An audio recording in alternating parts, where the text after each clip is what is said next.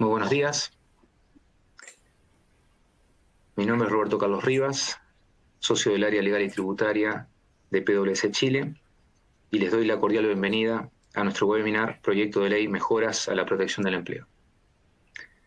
Agradecemos nuevamente la gran convocatoria de hoy. Para nosotros en PwC Chile es un privilegio poder llegar a todos ustedes y compartir nuestra visión sobre temas tan importantes para quienes lideran las áreas de recursos humanos que sin duda hoy deben enfrentar grandes desafíos. Recientemente hemos sido informados que el subsecretario del Trabajo, el señor Fernando Arap, se ha estado desempeñando esta semana como ministro subrogante del Trabajo y Seguridad Social. De esta manera, que su agenda se encuentra mucho más estrecha y lamentablemente nos acaba de comunicar que no podrá acompañarnos, puesto que se encuentra en una reunión de último minuto que se ha extendido más de lo previsto.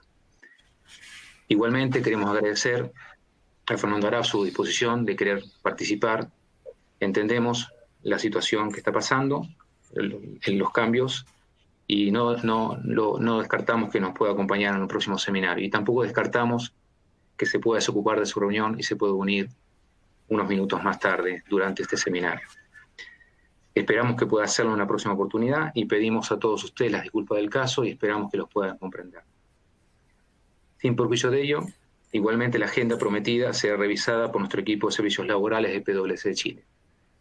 Partirá Francisca Álvarez, abogada y gerente de nuestro equipo de servicios laborales, y luego Gabriel Harper, abogado y gerente de nuestro equipo. Desde mediados de marzo, nuestra área de servicios laborales de PwC ha iniciado un ciclo de seminarios en línea, donde hemos tratado temas de actualidad y de interés para los departamentos de recursos humanos de nuestros clientes. Hoy esperamos que nuevamente podamos agregar valor a vuestra gestión. Abogado y gerente. La agenda de hoy es la siguiente. Partiremos con el proyecto de ley conocido como Crianza Protegida, que será expuesto por Francisca Álvarez.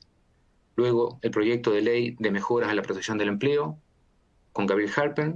Y si el tiempo lo permite, que espero que así sea, revisaremos algunas de las preguntas que nos formulan ustedes como audiencia. Quienes deseen realizar preguntas, lo pueden hacer en el recuadro que se encuentra en el lado inferior izquierdo de su pantalla. Seguirán respondiendo las que el tiempo lo permita, y si no, lo haremos posteriormente a este seminario y los contactaremos individualmente. Para comenzar, los dejo con Francisca Álvarez, quien tratará el primer tema de la agenda, y desde ya, muchas gracias. Hola, buenos días. ¿Cómo están? Espero que todos muy bien. Tal como dijo Roberto, hoy día vamos a partir comentando el proyecto de ley, de crianza protegida. ¿Sí?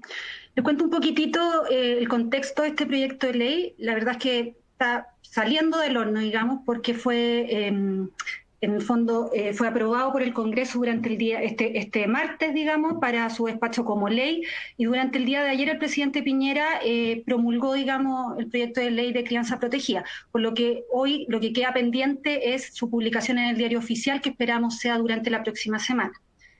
La verdad es que este proyecto de iniciativa del gobierno creemos que deja contentos, la verdad, gobierno y oposición. ¿Por qué, digamos? Porque finalmente el proyecto de la oposición también fue recogido por este proyecto del gobierno en cuanto a una de las iniciativas principales que quería incorporarle la oposición, que tenía relación con una licencia médica especial. Para estos efectos. Entonces, digamos que podríamos decir que es un proyecto que tuvo en el fondo una buena acogida, que fue aprobado con buenos márgenes y que deja relativamente contentos a ambos lados, ¿ya? Vamos a partir. Entonces, ¿qué temas aborda específicamente? ¿Cuáles son los principales temas y beneficios que aborda este proyecto de ley de crianza protegida? Son dos.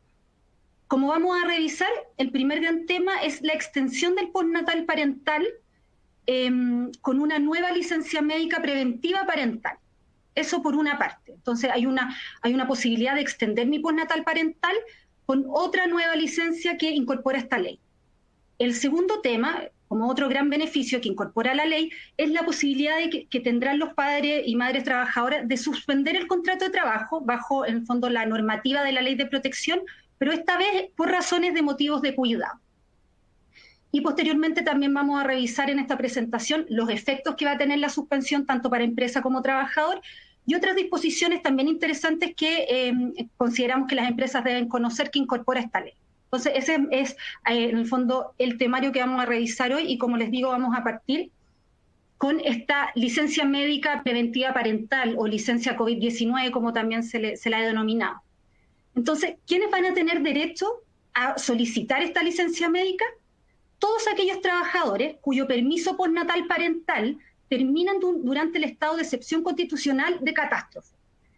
Este estado de excepción constitucional de catástrofe, tiene en el fondo una vigencia desde el 18 de marzo de este año y tenía primero una vigencia de 90 días que fue prorrogada ahora hasta septiembre de este año.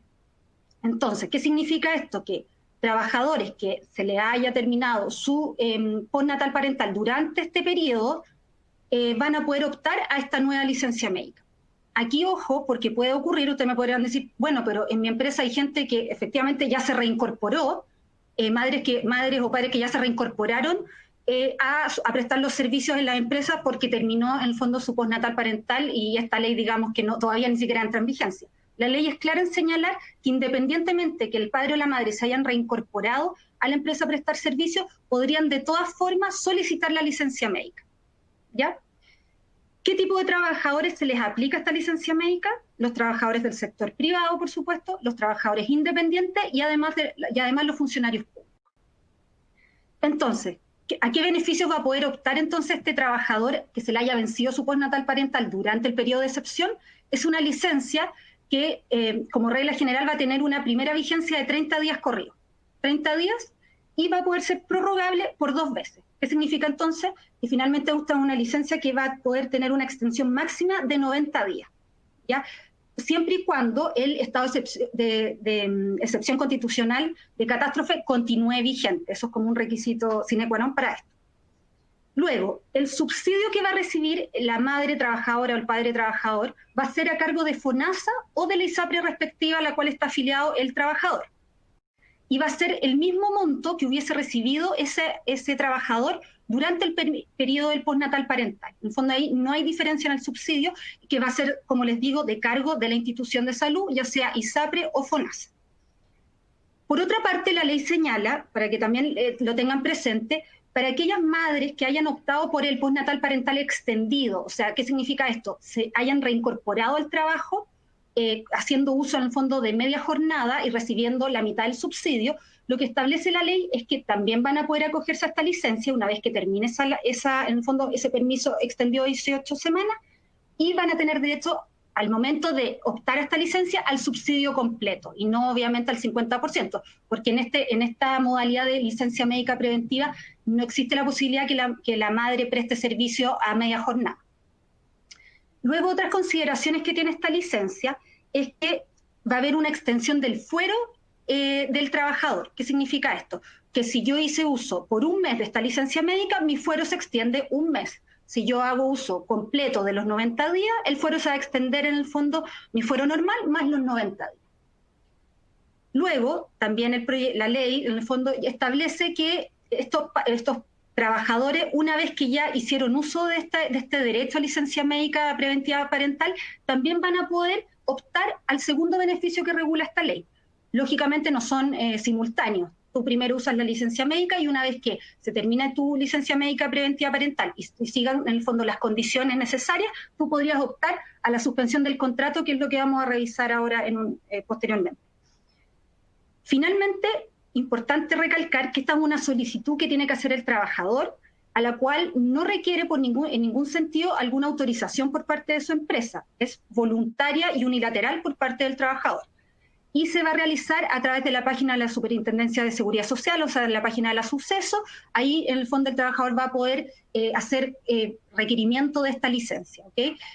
Tampoco va a necesitar certificado médico este trabajador para poder optar a esta licencia. Por lo tanto, en el fondo es muy relevante. La idea es que sea un proceso, obviamente, a través de la página web de la Suceso, rápido, voluntario, unilateral por parte del trabajador, rápido y sin mayores, en el fondo, dificultades para su obtención. Otra cosa que me gustaría destacar es que las AFPs, disculpen, las ISAPRE y FONASA no van a poder en el fondo rechazar la licencia. únicamente la van a poder rechazar en caso de que algún requerimiento más bien formal no se esté cumpliendo, pero en estricto rigor las ISAPRE, las instituciones de salud, van a tener que aprobarla sí o sí, ¿ok? Y eso es respecto entonces al primero de los beneficios que incluye esta ley. Licencia médica preventiva para estos tres tipos de trabajadores, a los cuales se le haya vencido el postnatal parental durante el periodo de excepción constitucional, independientemente que ya, como ya les digo, se hayan podido haber reincorporado a la empresa, porque el periodo va del 18 de marzo al 14 de septiembre, los beneficios hasta 90 días, el subsidio lo paga la institución la institución de salud. Entonces, eso respecto a licencia médica. Luego está el segundo beneficio que regula esta ley para los madres y padres trabajadores. Es la suspensión del contrato de trabajo por motivos de cuidado. Esta suspensión, la verdad, es la misma regulación que tiene la Ley de Protección al Trabajo, pero que en el fondo esta ley permite optar a esta suspensión por motivos de cuidado. La gran diferencia aquí también, importante que ustedes sepan, que podría tener respecto a la suspensión que ustedes conocen ya de la Ley de Protección, es que en este caso el trabajador voluntariamente y unilateralmente va a poder acogerse a la suspensión, sin posibilidad de que la empresa o el empleador pueda en el fondo negarse, siempre y cuando el trabajador cumpla con los requisitos, que vamos a revisar ahora, así que no se preocupen, vamos a revisar cuáles son los requisitos. Siempre y cuando el trabajador cumpla con todos estos requisitos, la empresa va a tener que conceder en el fondo la opción de suspensión del contrato. ¿Cuáles son estos requisitos que requiere en el fondo cumplir el trabajador? El primero, y bien relevante, es que haya una suspensión del establecimiento educacional, ya sea colegio, sala cuna o jardín infantil, al cual asiste o asistiría el menor, en el fondo, que tiene el trabajador a su cuidado. Y esto tiene que ser, en el fondo, efecto de un acto de autoridad. El caso más fácil de graficar es en el caso de una cuarentena, finalmente, que, por ejemplo, impida que los colegios puedan abrir la sala cuna y jardines infantiles. Luego, el trabajador, del cual estamos en el fondo, el cual podría optar a esta suspensión, tiene que tener el cuidado personal de menores de hasta 7 años. Eso también es uno de los requisitos que establece la ley. Luego, este trabajador tiene que estar afiliado al seguro de cesantía y cumplir con los mismos requisitos para acogerse a la suspensión que establece la ley de protección. O sea, en esto referido obviamente al tema de por ejemplo, el número de cotizaciones que requiere este trabajador para hacer uso de la suspensión. Es lo mismo que en la ley de protección, lo mismo se le va a exigir aquí al trabajador que quiera hacer uso de esta alternativa. Luego, obviamente que el trabajador no está haciendo uso del primer beneficio que vimos, en el fondo que no está haciendo uso de la licencia, porque como les digo, no son beneficios simultáneos. Primero uso la licencia, luego existe la posibilidad de usar la suspensión. Y por último, que en el fondo se trate del único miembro del hogar que está haciendo uso de esta suspensión por parte de esta ley y de la ley de protección. Estos son los requisitos. Dicho esto y cumplido entonces todos estos requisitos, el trabajador va a tener el derecho a solicitar entonces a su empresa la suspensión de los efectos del contrato de trabajo, y durante este periodo va a tener derecho a recibir las prestaciones, en el fondo, del seguro de cesantía, las mismas que tiene hoy derecho a recibir el trabajador suspendido, en el fondo, por ley de protección. En el evento que el trabajador, por alguna razón, tenga el cuidado personal de más de un niño que cumpla, en el fondo, que sean todos menores de 7 años, y alguno de esos establecimientos de educación, ya sea colegio, jardín o sala cuna, continúe, en el fondo, sin poder funcionar debido a un acto de autoridad, en el fondo lo que establece la ley es que la suspensión se va a mantener hasta que el último de esos establecimientos, en el fondo, se mantenga suspendido. No importa si de los 3 hijos hay 2 colegios que abrieron y el jardín infantil, digamos, por ejemplo, no abrió, yo tendría derecho a mantener mi suspensión, dado que el jardín de mi tercer hijo, por ejemplo, no está bien. ¿Y cuál es el procedimiento para que yo pueda como trabajador solicitar este beneficio ante la AFC, ante el seguro de cesantía? Primero, como les decía, esto es algo que tiene que venir, es un requerimiento que tiene que venir del trabajador. Obviamente un requerimiento voluntario y unilateral. No requiero el consentimiento de la empresa para, en el fondo, poder acceder a este beneficio. Entonces, comunicación del trabajador a la empresa por escrito, preferentemente a través de un medio electrónico. junto con junto con este requerimiento a la empresa, el trabajador tiene que presentar ciertos documentos. ¿Cuáles son estos? El primero, el certificado o los certificados de nacimiento de los niños, en el fondo que pudieran estar bajo el cuidado personal y que cumplan con los requisitos. Certificado de nacimiento o libreta de familia también sirve. Después, una declaración jurada del trabajador en el cual debe constar en el fondo que él cumple con todos los requisitos para acogerse a este beneficio y además señalar que es el único miembro de su hogar que está haciendo uso de esta ley y la ley de protección. Segunda información. Tercera información, desde cuándo el trabajador quiere comenzar en el fondo a que rija esta suspensión del contrato. Significa que no es necesario que sea desde la fecha de presentación, sino que uno puede diferir en el fondo el comienzo de la suspensión del contrato. Luego, la información necesaria para que la AFC haga los pagos de la prestación durante la suspensión, la información bancaria me refiero, y finalmente, en aquellos casos, en el fondo que no es el padre o la madre el que tiene el cuidado personal, lo que establece también la ley es que va a tener que el trabajador presentar copia simple de la sentencia judicial que le otorga en el fondo el cuidado de este niño o niña. Recibido entonces el requerimiento del trabajador con todos estos documentos y todos estos antecedentes que yo les comento, el empleador tiene 2 días hábiles para proceder a presentar todo esto ante la AFC. En caso que la empresa, por alguna razón, transcurrió estos 2 días hábiles, no haga nada, el trabajador puede directamente tomar todos sus antecedentes y presentarlos directamente él a la AFC, estableciendo, por supuesto, que ya había hecho la presentación a la empresa, que la empresa por alguna razón no lo quiso hacer o no lo pudo hacer, y finalmente solicitar directamente el beneficio. Y luego la AFC va a tener 4 días hábiles para contestar, en el fondo, y en esos 4 días hábiles va a tener que informar tanto empresa como trabajador si acepta o rechaza el beneficio.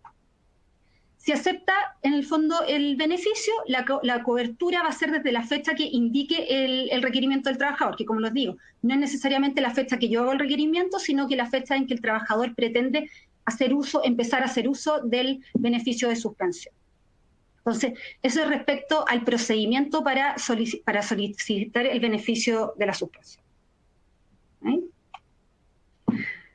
Ahora bien, ¿cuáles son los efectos de suspender el contrato de trabajo por motivos de cuidado? La verdad es que son similares a los de la suspensión por ley de protección simple, digamos. ¿Cuáles son estos? Por parte del trabajador, durante esta suspensión, él no va a tener que prestar servicios a la empresa en ninguna calidad y de ningún tipo. Eso por una parte. Y la empresa, por su parte, no va a tener que pagar las remuneraciones, ni tampoco las asignaciones que no constituyen remuneración. Esos son los principales, en el fondo, efectos.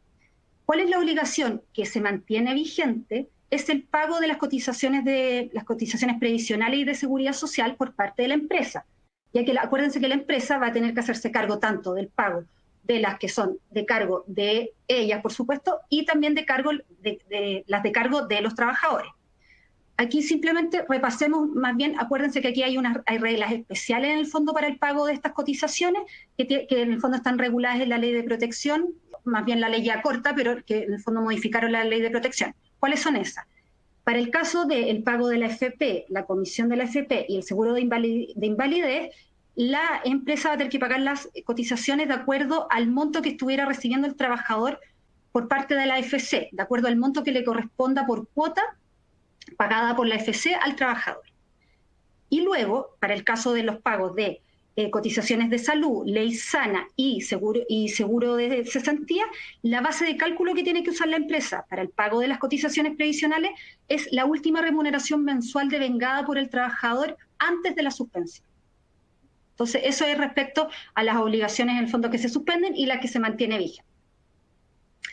También aquí hay algo novedoso que incorpora esta ley, es que establece la posibilidad que tiene la empresa al momento de que el trabajador le haga este requerimiento de suspensión o durante todo el periodo que dure la suspensión del contrato, en cualquier momento la empresa está habilitada para ofrecer al trabajador la firma de un anexo, por supuesto, entonces es un acuerdo entre ambas partes, para que en el fondo buscar alguna forma de que el trabajador no deje de prestar los servicios, pero que también pueda conciliar, digamos, el cuidado del menor que tiene a su cargo. Entonces, como les digo, aquí la ley es amplia, finalmente lo único que solicita es que sea a través de un anexo de contrato, por supuesto que de mutuo acuerdo, finalmente, en el que la empresa, en el fondo, haga alguna o entre ambas partes regulen en el fondo alguna forma para conciliar tanto la prestación de servicios como el cuidado del niño, y así tal vez en el fondo no hacer uso de esta suspensión de contrato. Luego, el trabajador que suspende su contrato puede unilateralmente en cualquier momento de la suspensión de este contrato solicitar finalmente volver al trabajo, reintegrarse a sus labores. El único requisito que debe cumplir el trabajador para esto es dar aviso a la empresa a lo menos 5 días hábiles antes de su reincorporación. Entonces, el trabajador es libre finalmente de decidir cuándo terminar el tema de la suspensión por motivos de cuidado.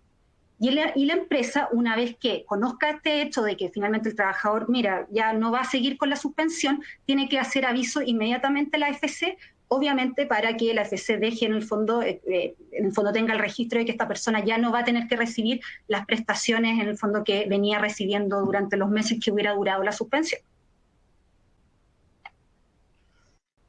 Y aquí también reiterarles algunas reglas respecto a la terminación del contrato en la suspensión. En este caso, en la suspensión del contrato por motivo de cuidado que pudiera en el fondo afectar a alguno de los trabajadores de su empresa, ustedes van a estar en el fondo, no van a poder durante este periodo de suspensión terminar los contratos de esos trabajadores por el artículo 161. ¿Qué quiero decir con esto? No voy a poder despedir a estas personas ni por necesidades de la empresa, ni por desahucio escrito. Eso es lo que, de acuerdo a la Ley de Protección al Empleo, en el fondo es la regla que tengo que aplicar aquí. Las únicas causales que yo puedo aplicar para terminar el contrato de trabajadores que están suspendidos son las del artículo 159 del Código del Trabajo, por supuesto. ¿Cuáles son estas? La renuncia, el mutuo acuerdo, la muerte del trabajador, la llegada del plazo o la conclusión de la obra. En estos casos, efectivamente, la empresa sí podría dar por terminado el contrato, no por necesidad de la empresa de desahucio mientras haya suspensión. Dos reglas que también tienen que tener en consideración una vez que este trabajador termine la suspensión y pensemos ya que volvió a prestar servicios de forma normal a la empresa, y en caso que la empresa decida despedir a este trabajador, tienen que considerar dos cosas.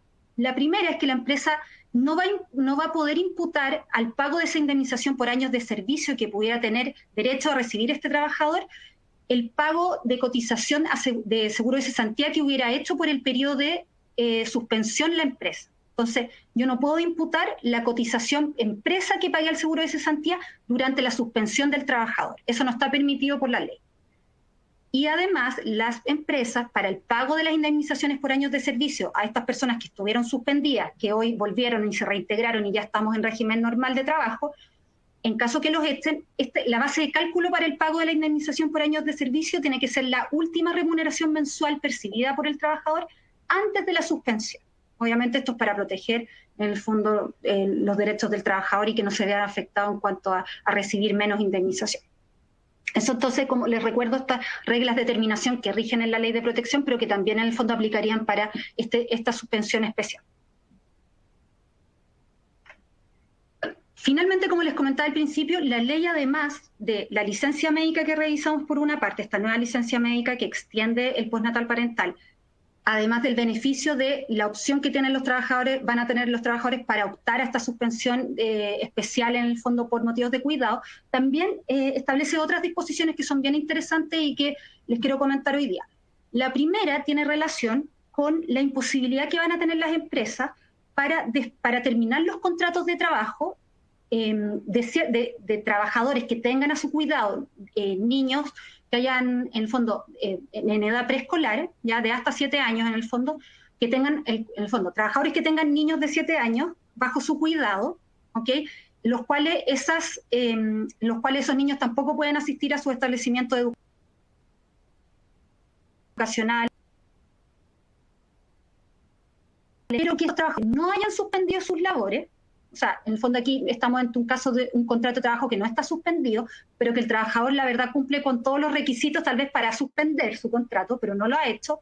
Lo que establece la ley en esta disposición es que finalmente la empresa no podría, en caso de inasistencia a estos trabajadores, debido a que no tienen con quién dejar a sus hijos o quién los cuide, no podrían despedirlos basados en inasistencias injustificadas a la empresa. ¿ok?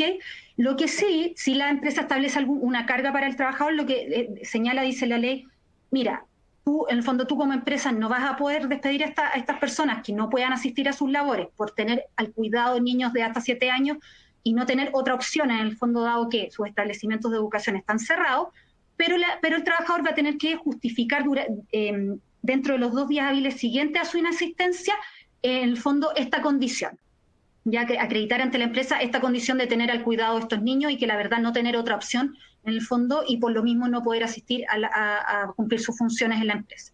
Eso entonces es una limitación que incorpora la ley para las empresas entonces de no poder aplicar esta causal de caducidad en el fondo término de contrato basado en inasistencia injustificada.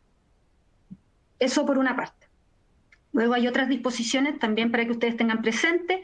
Las trabajadoras o trabajadores de casa particular también se les aplican todos estos beneficios que hemos hablado, licencia, suspensión.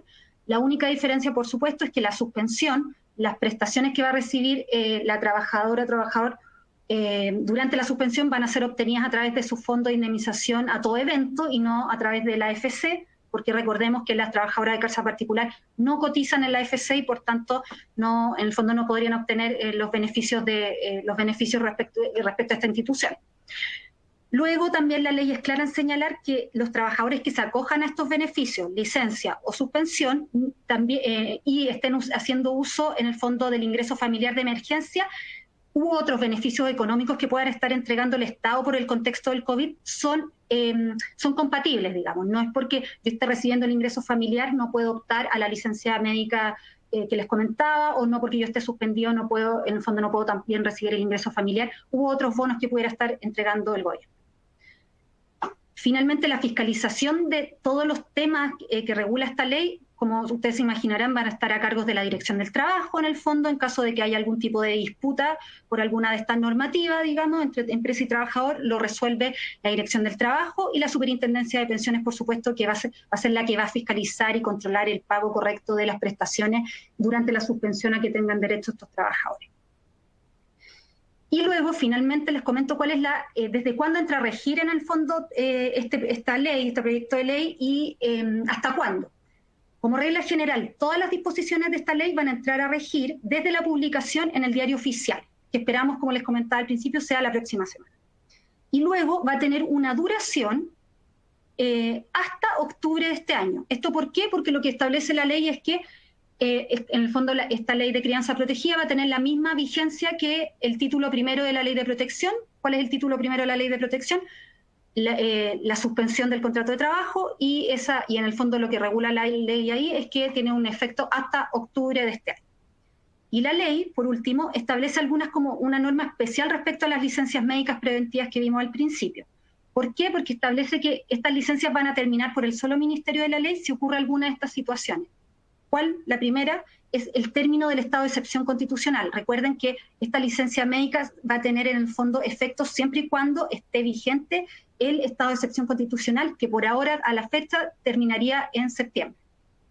Luego, obviamente, si termina la vigencia de la propia ley, de esta ley de crianza protegida, las licencias también en el fondo se entienden terminadas. Y finalmente, en caso de fallecimiento del niño o niña que da origen a esta licencia, en ese caso también, por supuesto, que la licencia se entiende terminada. Y bueno, con eso termino la exposición del proyecto de ley de crianza protegida, espero haya sido claro, y bueno, le doy el paso a Gabriel Hartung con la segunda parte. Gracias. Muchas gracias, Francisca. Bueno, hola a todos. Espero que muchos de ustedes ya nos conozcamos previamente, por supuesto, y muchas gracias de nuevo por estar acá conectados. Lamentablemente el ministro subrogante no nos puede acompañar en esta oportunidad, pero esperamos que lo pueda hacer prontamente, tal cual como lo hizo ya en abril.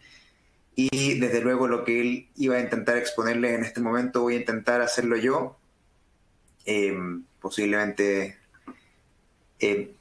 con un input un poco diferente de la perspectiva de una consultora, por supuesto, y no de la autoridad, pero vamos a intentar resolver igual todos los puntos que estén pendientes y, por supuesto, exponerles un poco de qué estamos hablando, de qué está hablando este otro proyecto de ley porque si bien el proyecto de ley de crianza protegida que les acaba de exponer Francisca ha sido promulgado por el gobierno los días anteriores, así que está listo para su publicación y podemos esperar a que esté listo para ser que entre en vigencia pronto. Este sigue su tramitación en el Congreso, está más atrasado y se denomina de flexibilización de los requisitos de la ley 21.227. Yo la palabra flexibilización no creo que sea muy aplicable porque en realidad lo que viene a hacer sucintamente es mejorar las condiciones y por eso se le ha conocido como el proyecto que mejora la ley de protección del empleo, que propone mejoras.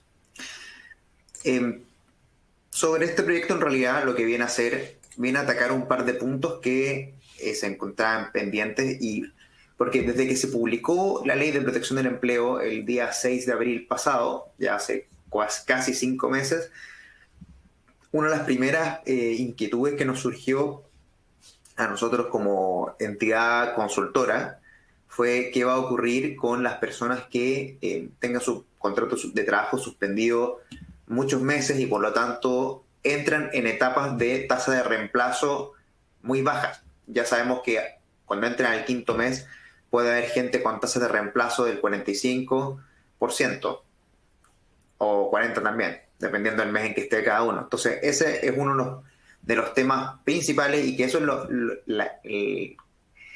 es como la vedette de este proyecto de ley. Entonces, como se menciona acá en la diapositiva que están mirando, finalmente uno de los mensajes de esta ley, uno de los objetivos, es mejorar las condiciones de acceso al fondo de cesantía.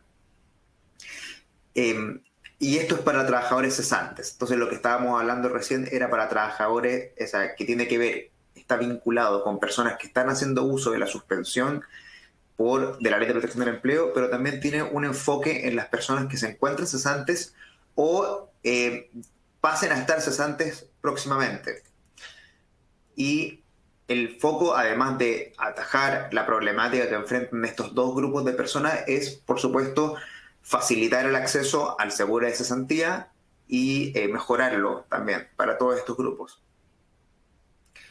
Y esto, bueno, es interesante, primero por lo que les comentaba en un principio, que la gente que está con los contratos de trabajo que se encuentran suspendidos están entrando en una etapa de quinto mes, a lo más, puede ser menos, por supuesto, pero si alguien se acogió en abril mismo, podría estar entrando el quinto mes, por lo tanto, la tasa de reemplazo que le correspondería es baja, es particularmente baja. Ese es el primer tema. Y el otro gran tema es con los trabajadores cesantes que tienen, según la ley 19.728, al día de hoy, el requisito para acceder a las prestaciones del seguro de desempleo es haber enterado 10 cotizaciones si el contrato de trabajo es indefinido o 5 si el contrato de trabajo es a plazo. Versus la ley de protección del empleo que pone un requisito mucho más laxo que son 3 periodos en lugar de 10, lo que es una diferencia muy importante. Eso es como para hablar de los grupos que apuntaba proteger o otorgar una protección adicional a esta ley, sin perjuicio que existan otros grupos que por supuesto requieren de protección y puedan merecer otro tipo de medidas para enfrentar esta crisis que esperemos vaya quedando menos para que pase. Hablando un poco del proyecto, de los elementos propiamente tal de él, en primer lugar, y refiriéndonos ahora a los trabajadores cesantes, decir que, lo primero que hace esta ley es que extiende la vigencia de la suspensión hasta el 31 de octubre. Recordemos que el plazo original era hasta el 5 o 6 de octubre, porque era 6 meses desde publicada la ley, y como la ley fue publicada el 6 de abril, esta iba a perder su vigencia a inicio de octubre, y ahora por obra de este proyecto de ley esto se va a extender hasta el 31 de octubre. Y ahí un tema que por supuesto es que asumimos que la AFC va a dejar de entregar los subsidios a contar del 31 de octubre. No solamente no se puede impactar más allá del 31 de octubre, sino que el Fondo de Cesantía no va a entregar más financiamiento para suspensiones luego del 31 de octubre. Hay algo distinto con las reducciones de jornada que lo vamos a ver un poco más adelante en esta presentación. Entonces, volviendo a los trabajadores cesantes que les estaba comentando, en primer lugar, la idea, el objeto de este proyecto de ley es otorgarle una protección adicional que se trata de igualar los requisitos para trabajadores cesantes o equipararlos con la Ley de Protección del Empleo. También este proyecto de ley apunta a aumentar las tasas de reemplazo, que es este porcentaje que entrega la administradora de fondos de cesantía de la remuneración de cada trabajador en caso de estar suspendido o cesante. A eso le llamamos tasa de reemplazo. Entonces el objeto y el ideal, lo que persigue este proyecto de ley es aumentar esa tasa de reemplazo y aumentar también el valor superior en las tablas de la AFC. Como recordamos que si el subsidio lo paga el Fondo de Cesantía Solidario, el FCS, hay un valor máximo y hay un valor mínimo, es decir, que el subsidio que entrega no puede ser superior a determinado monto en cada mes y no puede ser inferior a determinado monto en cada mes. Y estas tablas, recordamos que al 6 de abril, con la ley 21.227 original, ya habían sido modificadas, porque estas tablas existen desde la ley que estableció el seguro de cesantía, que es la 19.728 del año 2001. Y ahí ya había montos mínimos y máximos. Y estas tablas ya fueron modificadas el 6 de abril y ahora vienen a ser modificadas nuevamente. Lo que propone el proyecto de ley, en primer lugar, y volviendo a la tasa de reemplazo, es que se va a mantener el primer mes el 70% y luego va a fijar el resto de los meses en el 55%. Mientras que en el proyecto original, en la ley vigente, porque esto es un proyecto de ley y no ha sido publicado, es 70% el primer mes, luego 55% y así va decreciendo. Ahora este proyecto lo que propone es zanjar esa situación respecto a esas personas y establecerlos en el 55%, que es el segundo tramo más beneficioso de esta ley, lo que parece bastante interesante. Como comentaba, si esto fuese pagado por el Fondo de Cesantía Solidario, me refiero a las prestaciones del seguro de cesantía, ya sea por cesantía del trabajador o suspensión del trabajador, y de todas maneras sus tasas de reemplazo también van a verse modificadas y van a verse fijadas en un 55% a contar del segundo mes. Como dice acá la gráfica, en los meses tercero y cuarto, y eso es porque el segundo ya es 55 y el primero es 70, como venía siendo la ley hasta ahora. Y agrega algo más, y acá sí se puede hablar de una flexibilización de requisitos, pero la flexibilización es un concepto que se relaciona muchas veces con precariedad, y en este caso no tiene que ver con eso, tiene que ver con facilitar el acceso a las prestaciones del seguro de desempleo, y tiene que ver con que si un trabajador cesante no cumple con los requisitos aún de esta ley, porque recordamos que un trabajador cesante al día de hoy, con la normativa vigente, tiene que presentar 10 cotizaciones en la AFC, o si tenía un contrato indefinido, o 5 si tenía un contrato a plazo, y si no cumplía con ello, quedaba fuera de la protección de la AFC. Con este proyecto de ley lo que pretendía, como les comentaba, era igualar los requisitos de la AFP para cesantes a los trabajadores suspendidos, pero agrega esto adicionalmente, que es que el trabajador cesante que no cumpla con estos, por ejemplo, 3 meses con el mismo empleador anteriores a su cesantía, igualmente va a poder acceder a las prestaciones de su cuenta individual de cesantía. Por lo tanto, si no cumple con los requisitos del trabajador cesante, es decir, no tiene, por ejemplo, tiene una cotización con el último empleador, igual va a poder ser financiado por su cuenta individual, solamente quedaría fuera del fondo colectivo solidario. Perdón, fondo de cesantía solidario.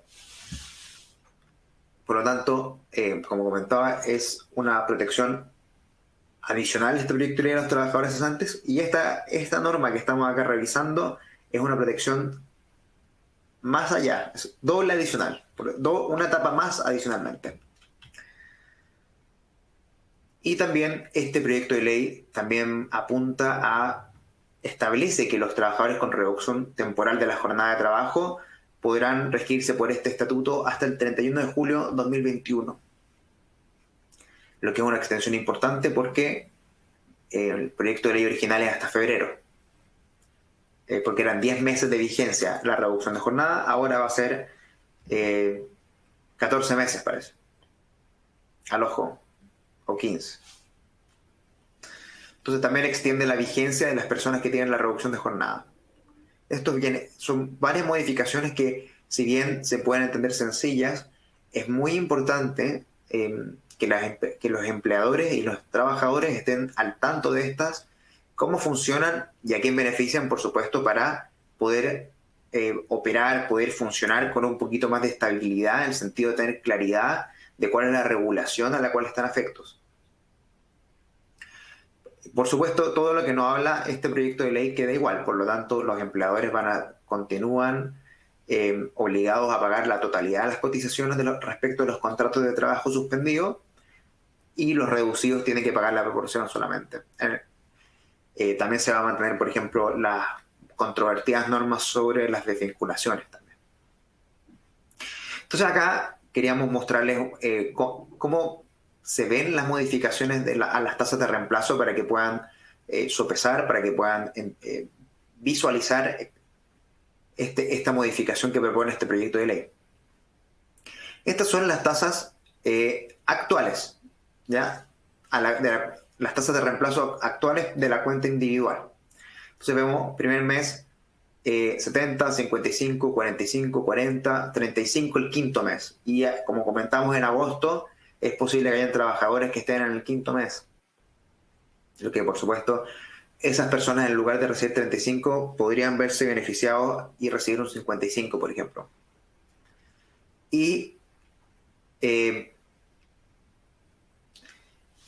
respecto al fondo solidario, sí, efectivamente, la actual es esta, que vemos que el primer mes es 70, luego 55, 45, 40, 35, y es decreciente, tal cual con el fondo.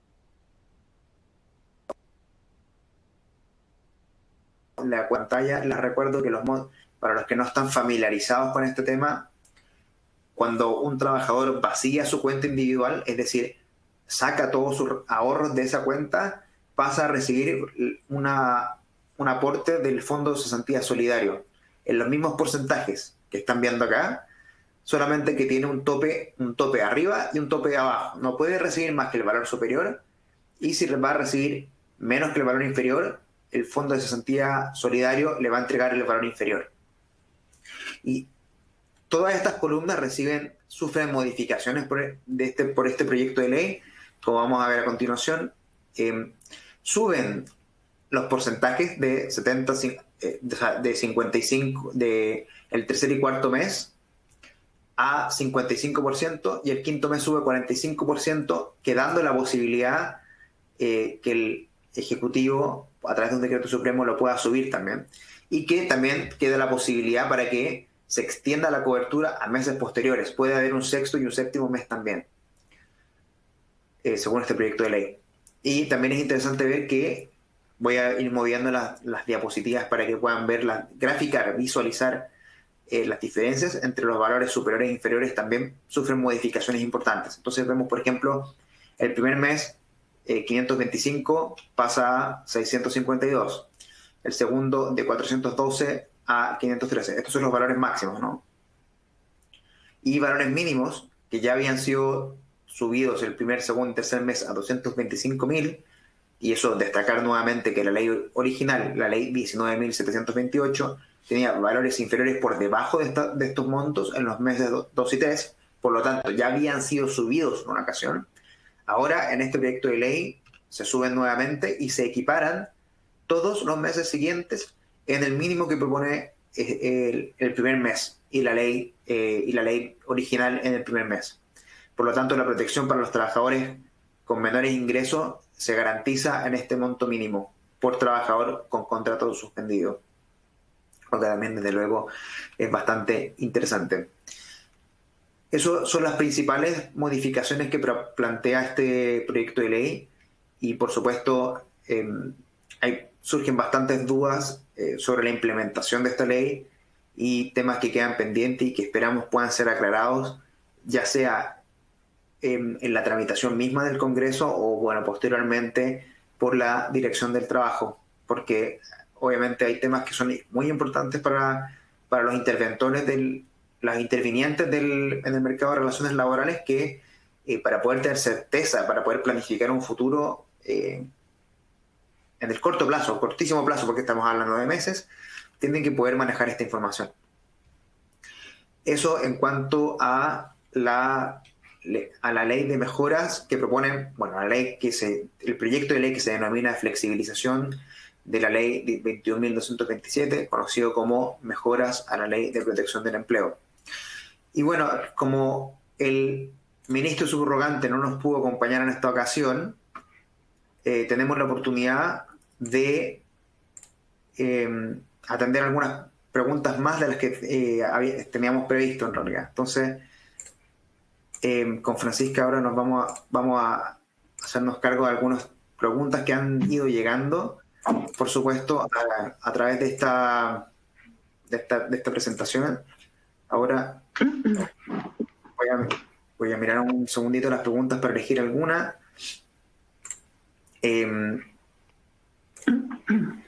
Bueno, Francisca, hay varias preguntas sobre la ley, a un proyecto de ley de crianza protegida. Hay una que dice, te la voy a leer a ver qué nos puedes comentar al respecto. Dice, una trabajadora en la situación, me refiero que está criando tiene un hijo menor y que volvió a trabajar a inicios de julio, pregunta si ella puede decidir por su voluntad no solicitar la licencia médica y aclara que está con teletrabajo. Ok. Efectivamente, el derecho a solicitar la licencia, esta nueva licencia es del trabajador, por cuanto si ella no quisiera en el fondo solicitarla no hay ningún problema, digamos. El tema es que la empresa es la que no puede negarse finalmente a que esta trabajadora haga uso de la licencia. Pero en el fondo por parte de la trabajadora es totalmente voluntario, lo mismo que la suspensión, es voluntario por parte del trabajador. Claro. O sea, parece importante como que tengan claridad sobre la voluntariedad de esto para que no se vaya a malinterpretar de que si una trabajadora en estas condiciones no está haciendo uso de la licencia, se puede ver como una conducta abusiva de los empleadores. Sí, pareciera. También otra pregunta de este mismo tema, Francisca. Sí. Preguntan, a ver, vamos a ver. Dice, en el caso de inasistencia por cuidado del hijo, entiendo que no puede invocarse como causal de despido, pero sí puede descontar el día, imputarlo a vacaciones o a permiso con goce de sueldo, si es que la empresa tiene esa opción. Pero en realidad, bueno, claro. ¿cuáles son las posibilidades ante la inasistencia de una trabajadora que está cuidando un hijo? Claro, y que no está suspendida en el fondo, por la prohibición en el fondo de aplicar la terminación del contrato por inasistencia injustificada. A ver, el artículo no establece finalmente si tú puedes descontarle el día o... yo creo que no habría ningún problema, por ejemplo, de imputarle un día de vacaciones o buscar alguna salida intermedia, digamos. No sé si sea, a ver, yo creo que el sentido de esta disposición en el fondo es que la empresa también entienda el contexto de este trabajador que no puede asistir y por lo tanto a mí no sé si me suena bien el tema del descuento, ya porque por el sentido de la norma, aunque no lo diga, digamos, expresamente el artículo, no me suena que vaya por ahí el sentido de esta norma, pero sí me imagino y creo que tiene todo el sentido de que pudieran buscar alguna otra fórmula, como por ejemplo imputarlo a vacaciones o tal vez a un permiso sin goce de sueldo, pero algo más bien acordado con el trabajador y no un descuento de plano. Yo creo que puede ir a haber riesgos ahí a hacer en el fondo algo así, digamos. Sí, pareciera que hay que evaluarlo bien caso a caso, porque finalmente si la trabajadora o el trabajador tiene algún tipo de justificación para haberse ausentado, sería difícil y bien complicado defender la hipótesis de sancionar a ese trabajador o trabajadora, porque, claro, cuando hablamos de inasistencia, la ley habla de causa justificada, entonces la palabra causa a veces se ha interpretado de forma bastante amplia, como motivos que podían hacer razonable la inasistencia. Entonces, como que no, o sea, habría que evaluarlo, pareciera caso a caso, con lo que comentas tú, por supuesto, y no confiarse quizás en el hecho que no tenga licencia médica. No pareciera que no es tan simple la respuesta como decir, no tiene licencia, lo multamos. Y eso podría terminar en un conflicto en la inspección o en un tribunal también. Claro, habría que evaluarlo caso a caso, como nos gusta decir.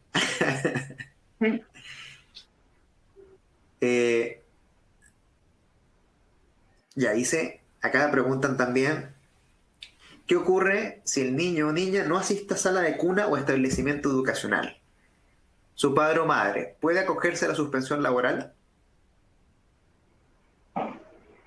Si no asiste. Claro. No me queda clara la pregunta. Sí, bueno, pareciera que tiene que ver con el contexto de confinamiento, ¿no? O sea, uno de los requisitos de la suspensión por motivos de cuidado, ojo aquí, importante, es que en el fondo el establecimiento educacional al cual va el niño, sea colegio, jardín o sala cuna, esté suspendido por acto de autoridad, o sea, no pueda funcionar.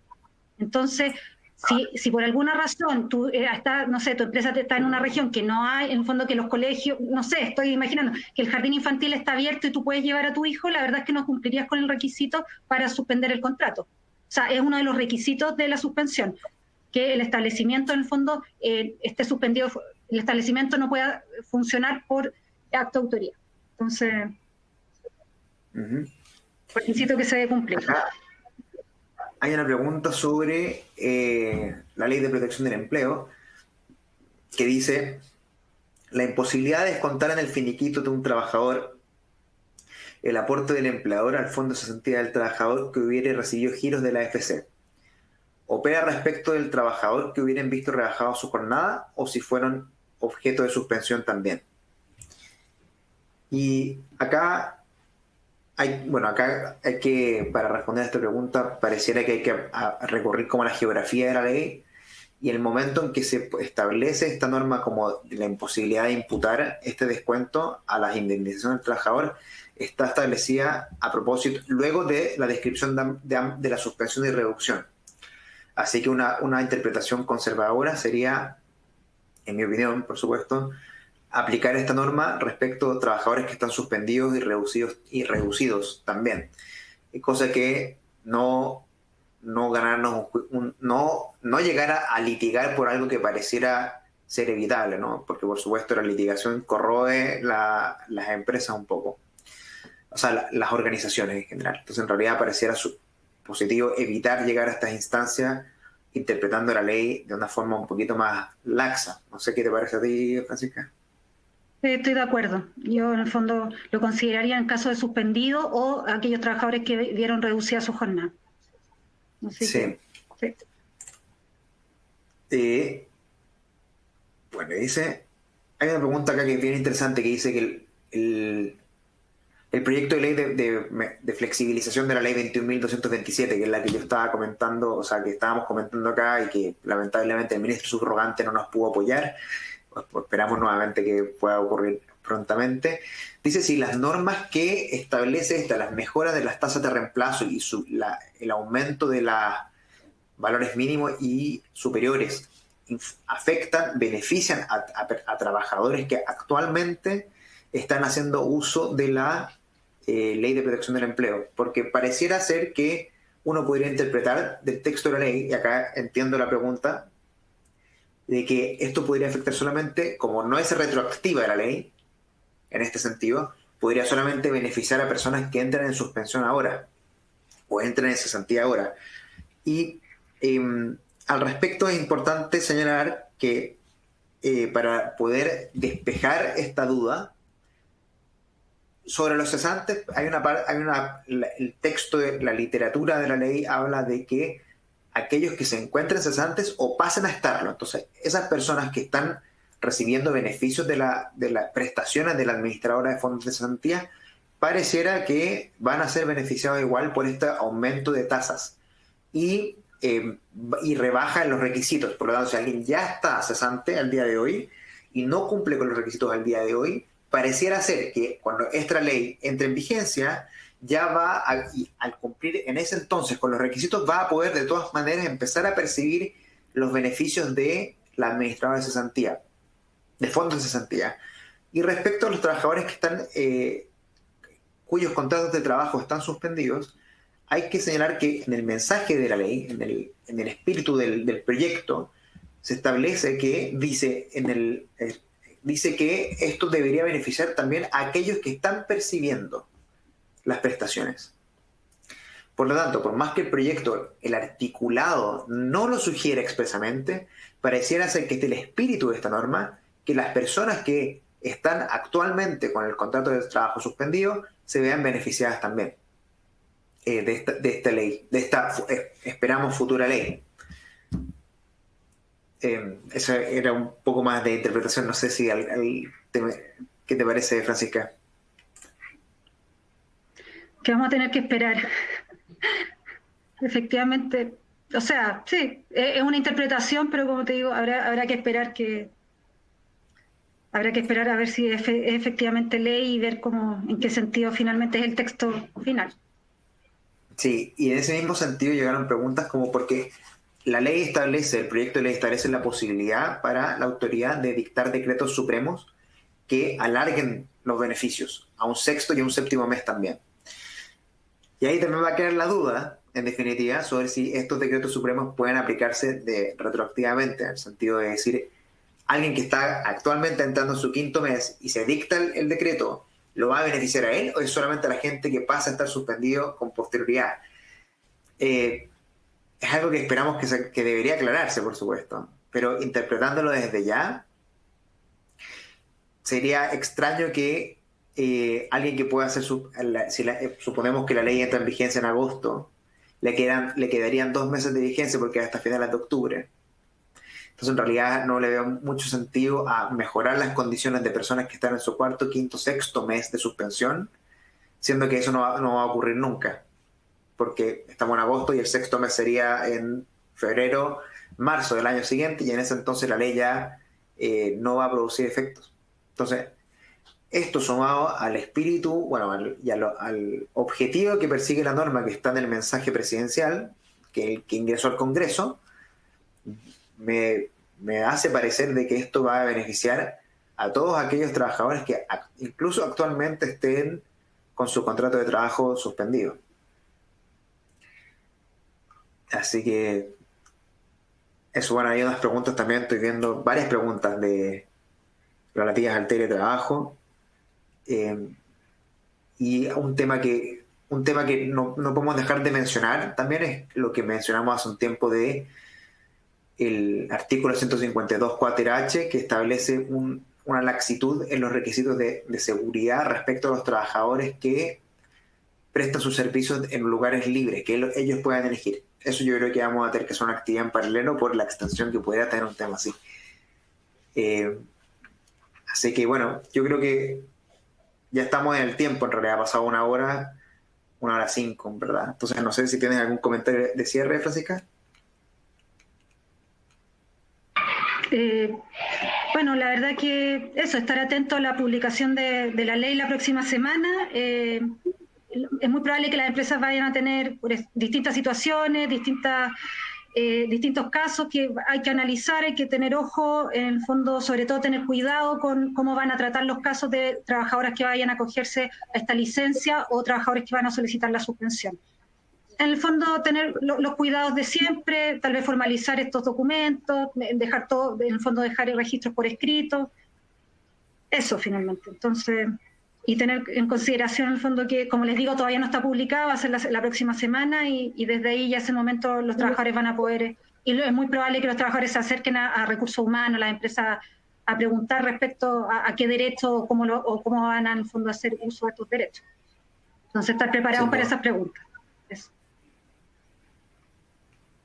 Excelente. Bueno, entonces, agradeciendo la participación de todos, por supuesto. Dejarlos invitados a que nos sigan en nuestras redes sociales, las de PwC o las nuestras también, porque estamos constantemente publicando información relevante de estos temas.